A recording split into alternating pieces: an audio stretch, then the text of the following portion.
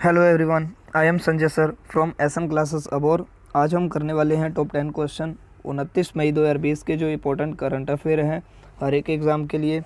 और आज आपके लिए जो पहला क्वेश्चन है वो है विश्व दूरसंचार और सूचना सोसाइटी दिवस कब मनाया जाता है। तो ये मनाया जाता है 17 मई को, 17 मई को। और इसका थीम क्या है? Connect 2030 ICT for SDG। Okay. और इसमें एक चीज़ और बता दूं मैं आपको, जो दूरसंचार मंत्री हैं हमारे भारत के, जो भारत के संचार मंत्री हैं वो है रविशंकर प्रसाद। रविशंकर प्रसाद जो है इनका चुनाव क्षेत्र है पटना साहिब। ओके, पटना साहिब। और दूसरे जो भारत के सूचना प्रसारण मंत्री हैं, सूचना प्रसारण एवं पर्यावरण मंत्री, वो हैं प्रकाश जावड़ेकर। ओके, प्रकाश जावड़ेकर। तो ये आप नोट कर लेना। ओके। और इसके अलावा एक चीज़ और बता दूं, 17 मई को ही एक और दिवस मनाया जाता है जो कि है विश्व उच्च रक्तचाप दिवस, यानी कि वर्ल्ड हाइपरटेंशन डे। तो वर्ल्ड हाइपरटेंशन डे भी 17 मई को ही मनाया जाता है। ओके। नेक्स्ट क्वेश्चन है, किस राज्य ने राजीव गांधी किसान योजना शुरू करने का फैसला किया है? तो ये है छत्तीसगढ़। छत्तीसगढ़ की राजधानी क्या है? रायपुर। ओके, रायपुर। और छत्तीसगढ़ सरकार जो है, छत्तीसगढ़ सरकार द्वारा DBT से हर एक किसान के खाते में 10,000 रुपये डलवाए जाएंगे 1 एकड़ के लिए इस स्कीम के द्वारा। ओके, इस स्कीम के द्वारा क्या होगा, जिनके पास 1 एकड़ ज़मीन है उनके खाते में 10,000 रुपये डलवाए जाएंगे। और वो भी किस फसल के लिए?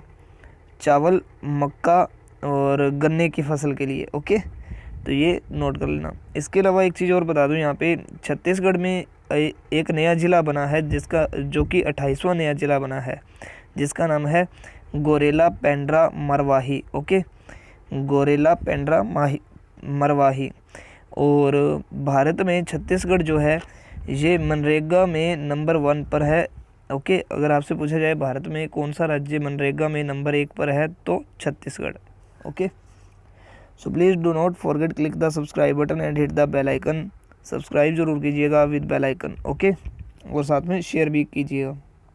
सो नेक्स्ट है, बेंजामिन नेतन्याहू कौन सी बार इजराइल के प्रधानमंत्री बने हैं? तो ये बने हैं 5वीं बार। और जो इजराइल है इसकी राजधानी क्या है? जेरूशलम। और इसकी मुद्रा क्या है? शेकल। ओके, और यहाँ की संसद का नाम क्या है? नेसेट। तो ये भी नोट कर लेना। नेक्स्ट है, अंतर्राष्ट्रीय संग्रहालय दिवस 2020 कब मनाया गया, यानी कि इंटरनेशनल म्यूज़ियम डे? तो ये मनाया गया 18 मई को, 18 मई को। ओके, और इस दिवस की जो थीम है वो मैं आपको बता दूं, यहाँ पे लिख दूं। थीम है म्यूजियम्स फॉर इक्वलिटी। ओके, ये इसकी थीम है, museums for equality, diversity and inclusion.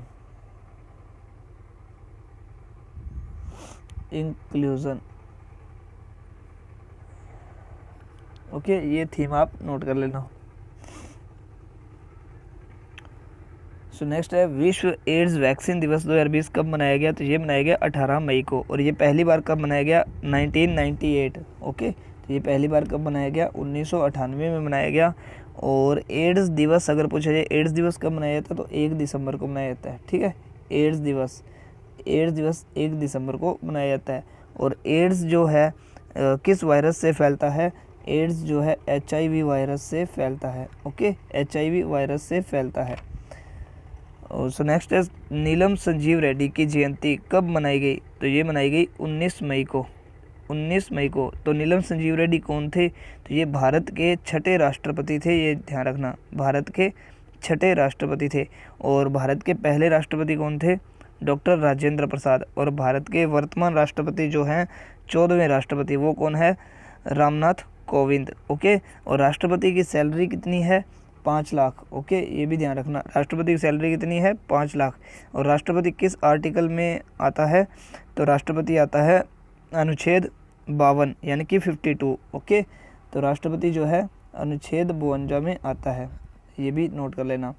और इसके अलावा मैंने आपको बता दिया कि वर्तमान में 14वें राष्ट्रपति कौन है, रामनाथ कोविंद। सो नेक्स्ट है, हैंकॉक किस देश की दस्तावेजों पर मोहर लगाने की एक पारंपरिक प्रथा है, तो ये है जापान की। तो ये हैंको जो मोहर है ये क्यों न्यूज़ में है, तो आपको बता दूं कि जापान सरकार का मानना है कि इस मोहर से कोरोना वायरस फैल सकता है, ये जिस लकड़ी से बनती है। ओके, और जापान जो है इसकी राजधानी क्या है, टोक्यो, और यहाँ की मुद्रा क्या है, येन। ओके, और जापान और भारत एक युद्ध अभ्यास करता है जिसका नाम है धर्मा guardian.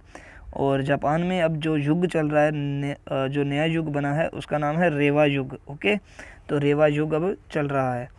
So please don't forget to like this video, like ज़रूर कीजिएगा, लाइक बहुत कम मिलते हैं तो लाइक करते रहिए, लाइक करने से आपका कुछ नहीं जाने वाला। ओके, सो नेक्स्ट है, कौन सा केंद्र शासित प्रदेश सभी सक्रिय मामलों से उभरने के बाद कोविड-19 मुक्त हो गया, यानी कि कोरोना वायरस से मुक्त होने वाला केंद्र शासित प्रदेश यूटी भारत का कौन सा है, तो लद्दाख। ओके, अगर आपसे पूछा जाए भारत का पहला राज्य कौन सा है जो कोरोना वायरस से मुक्त हुआ है, तो राज्य की बात करें तो गोवा, यूटी की बात करें तो लद्दाख।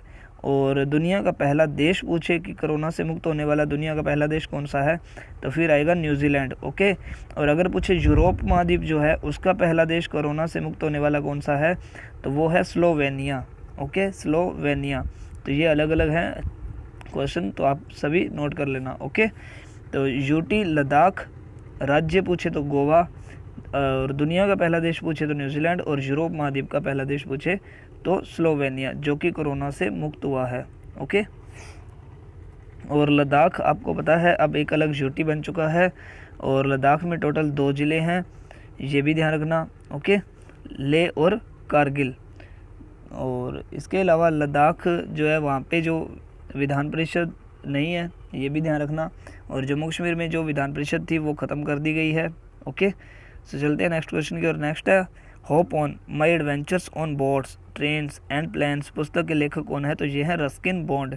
और रस्किन बॉन्ड जो है इनकी जो 2 इम्पोर्टेंट किताबें हैं जो पिछले साल इन्होंने लिखी थी वो कौन कौन सी है, एक तो है कमिंग राउंड द माउंटेन, और दूसरी है वर्ल्ड्स फ्रॉम माई विंडो। तो ये दोनों किताबें अलग अलग फ़ोटो आपको तस्वीर में दिखाई दे रही हैं। ओके, तो ये काफ़ी इंपॉर्टेंट है, ये पिछले साल इन्होंने 2 किताबें लिखी थी, कमिंग राउंड द माउंटेन और worlds from my window. Okay, ये रस्किन बॉन्ड की ही है। सो नेक्स्ट और लास्ट क्वेश्चन है, विश्व मधुमक्खी दिवस 2020 कब मनाया गया, तो ये मनाया गया 20 मई को। ठीक है, 20 मई को। और ये दिवस किनके जन्मदिवस पर मनाया जाता है, किनका जन्मदिन है, तो एंटोन जानसा। ठीक है, एंटोन जानसा के जन्मदिन पर मनाया जाता है, क्योंकि इन्हें मधुमक्खी पालन के जनक कहा जाता है, ये भी ध्यान रखना। और जो एंटोन जानसा है इनका जन्म जो है 20 मई 1734 को स्लोवेनिया में हुआ था। स्लोवेनिया जो यूरोप महाद्वीप का एक देश है जो कि अब कोरोना से मुक्त हो चुका है। ओके, और यहाँ पे एक चीज़ और बता दूं कि जो मधुमक्खी पालन है इसे एपीकल्चर कहा जाता है। Okay, apiculture. और रेशमी कीड़े पालन को, जो रेशमी कीड़ों को पालता है उन्हें बोला जाता है सेरीकल्चर। ओके, तो एपीकल्चर और सेरीकल्चर में कन्फ्यूज़न नहीं होनी चाहिए।